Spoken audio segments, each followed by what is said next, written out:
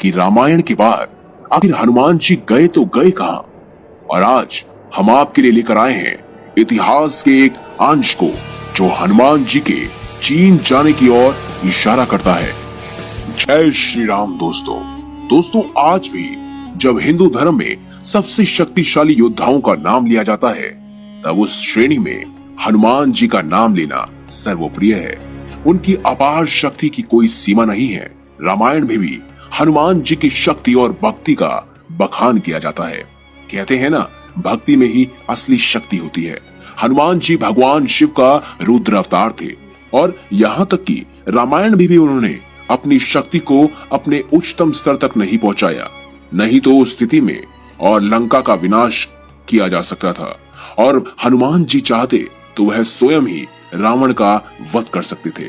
हनुमान जी को अमरत्व का वरदान प्राप्त है और वह कलयुग के अंत तक इस दुनिया में विराजमान रहेंगे। हनुमान जी हिंदू धर्म के वो महान पात्र हैं जो आज भी जिंदा हैं। भगवान शिव के रुद्र अवतार जो श्री राम के परम भक्त थे। श्री राम के बैकुंठ प्रस्थान करने के बाद उनका वर्णन बहुत कम मिलता है।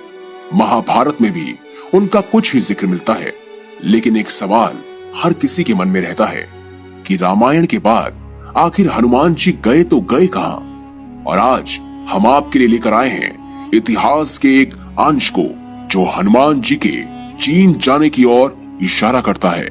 जी हाँ, आपने सही सुना, भारत का पड़ोसी देश चीन। अगर हम चीन की दंत कथाओं को देखें तो उसमें एक खास प्रकार का कैरेक्टर है जो बिल्कुल हूबहू भगवान हनुमान से मिलता जुलता है और इसे चीन में मंकी किंग के नाम से जाना जाता है। जी हाँ, जिसे सन वू कॉन्ग भी कहा जाता है। वो एक महान वानर था जो अनंत शक्ति का मालिक था। इस शक्ति से उसने बचपन से ही कई बड़े बड़े काम कर दिखाए। अगर हम उसकी समानता हनुमान जी से करें तो आपको बहुत आश्चर्य होगा। दोनों की शक्ति हो या उनके द्वारा किए गए कार्य, आप ऐसी समानताएं पाएंगे जो आपको सोचने पर मजबूर कर देंगी। मंकी किंग अपने आकार को कभी भी छोटा या बड़ा कर सकता था जिस तरह हनुमान जी कर सकते थे। रामायण में भी हनुमान जी ने अपना आकार छोटा कर लंका में प्रवेश किया था। मंकी किंग एक ही छलांग में कई किलोमीटर की दूरी तय कर लेता था। उसी रफ्तार का कोई मुकाबला नहीं कर सकता था। जबकि हनुमान जी के बारे में भी ऐसा कहा जाता है। भारत में ही कई जगह ऐसी है जहां पर हनुमान जी के पैरों के निशान मिलते हैं, जहां से हनुमान जी ने छलांग लगाई थी। मंकी किंग एक बार स्वर्ग की तरह जाते हैं जहां पर देवता भी उनका सामना नहीं कर पाते हैं। हनुमान जी के भी देवराज इंद्र के साथ युद्ध का वर्णन मिलता है। लेकिन मंकी किंग के हथियार के तौर पर एक बड़ी लंबी धातु की छड़ी बताई गई है। हनुमान जी हमेशा गधा के साथ नजर आते हैं और इसमें समानता कैसी?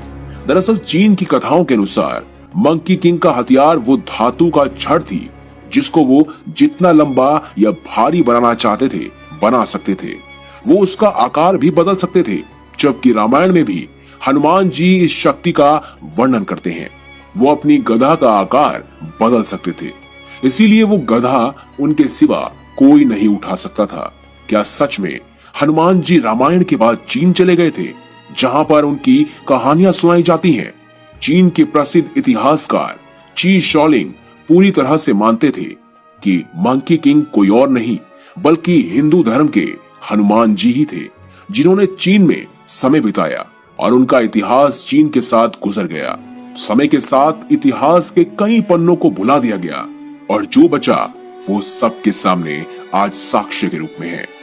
दोस्तों, मंकी किंग के ऊपर चाइना में बहुत सारी फिल्में भी बनाई गई हैं जिसमें उनकी शक्ति का वर्णन किया गया है। तो दोस्तों, आप क्या मानते हैं कि क्या सचमुच मंकी किंग ही हनुमान है?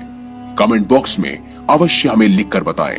और अगर आपको हमारी ये खास वीडियो या जानकारी अच्छी लगी हो तो इस वीडियो को लाइक करें, हमारे चैनल को सब्सक्राइब करें और इस चैनल का बेल आइकन अवश्य दबाएं ताकि आपको हनुमान जी से जुड़ी तमाम जानकारियां प्राप्त हो सके।